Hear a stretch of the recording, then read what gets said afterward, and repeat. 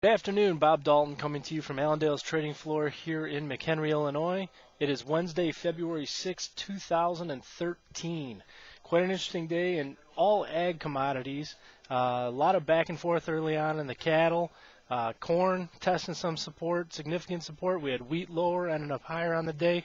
So let's get right to the specifics. March corn finishing up the day today at 722.5, down 6.5 on the day. The low was 720.5.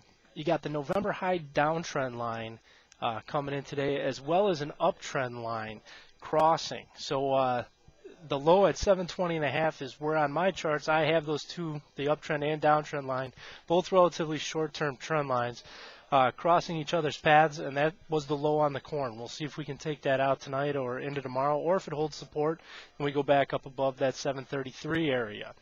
New crop corn taking the brunt of the shot today here, down 11.25 at 578.75. The low there was 576.5.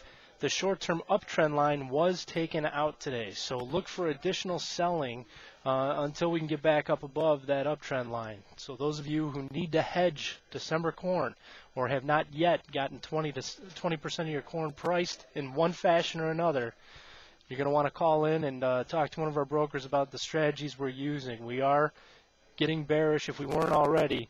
The other half of the room is starting to get bearish. There's new crop corn, and we need to be doing something to be protecting some of this crop right here, right now. Soybeans, same story. We did close at the uptrend line after taking it out today, both old crop and new crop. The March soybeans today settled at 1487.5. That was 8 lower on the day. However, it was 10.5 off of its lows. So you can tell, 10.5 off the lows. We take out the uptrend line and then close right at it. That line has been some pretty good support for us. We'll see if it can hold yet another day. The new crop beans, November 1336 is where they closed. That's down 12.25 on the day. 1328 was the low. So they finished 12 off of their lows there. 8 off of their lows in the new crop soybeans. Again, that uptrend line, very, very important over the last several weeks of trading. So if we do take that out, we could see some continued lower price on both old crop and new crop soybeans. And remember, China's celebrating their new year. So next week, they're going to be out of the buying picture. So don't expect any Chinese buying to come in and support soybeans in the short term here, as they are celebrating their Lunar New Year. Over to wheat, we did see some positive pricing come out of the wheat today. Oats were also up, so that end of the grain did pretty well. March wheat, Chicago wheat, that is, up 2 today at 759.5. That was 13 off of the lows. The downtrend in the wheat line on that wheat chart, however, is still intact. We are in a downtrend in the wheat market. New crop wheat, 770.75, up 2 on the day. That was about 12.5 off of its lows. So no real news that came across my wires anyway, but something got the guys excited about buying wheat today. Unfortunately, the wheat purchases could not help the corn, and corn still finishing lower on the day, although you do see a typically real tight relationship between corn and wheat pricing as far as movement throughout the day is concerned. Now over to the big picture, the markets that were probably hit the hardest here today, the meats. Hogs today, April contract down 137.5. 86.32.5 is where they settled. The low was 86.20, so not too far off the lows. April cattle settled at 131.20, down $1.10. However, we did close the gap today in April that was left from the last cattle on feed report about 2.5 weeks ago. That was something that technicians were looking to happen.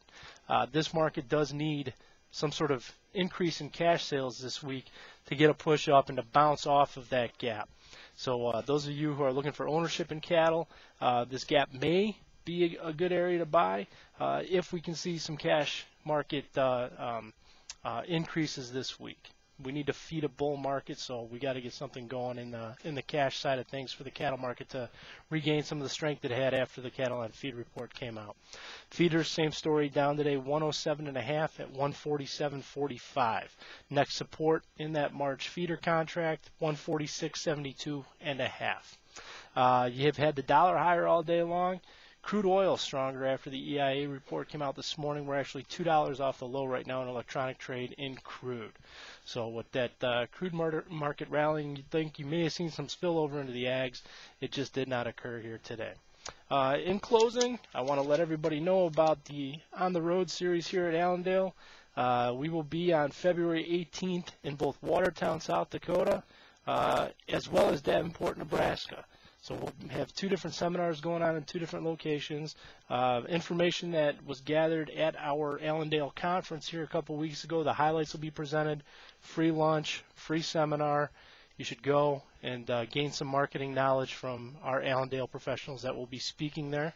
If you do want to register, feel free to give us a call here at 800-262-7538, or you can visit our website, and there is a link that will pop up right as you log on that will help you out as far as navigating where to go to get registered for the various amounts or the various towns that we'll be in over the next couple of weeks. So you got Watertown, South Dakota on the 18th, Davenport, Nebraska on the 18th, and Mankato, Minnesota on the 19th.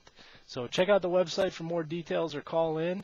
And that's a wrap for today. If there's anything else we can do for you, feel free to give us a call here.